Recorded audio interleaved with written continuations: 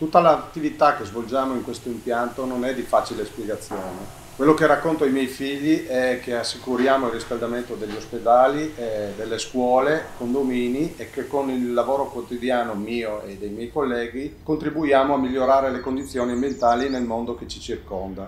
Quando glielo racconto sono molto fieri di me. Questo progetto è un esempio unico in Italia, in quanto si tratta del primo polo ospedaliero che, attraverso una propria centrale tecnologica, oltre a garantire i servizi essenziali ed energetici all'interno dell'ospedale, assicura la fornitura dell'energia termica e acqua calda verso l'Università di Udine, le scuole pubbliche e condomini che sono composti da circa 2000 appartamenti. Contribuiamo a monitorare e ad efficientare quotidianamente i nostri impianti con l'obiettivo di ridurre al massimo le emissioni di CO2 in atmosfera. L'aspetto che mi motiva di più nel mio lavoro è di avere un rapporto diretto con il cliente finale che mi consente di recepire le sue esigenze cercando di anticiparne le necessità.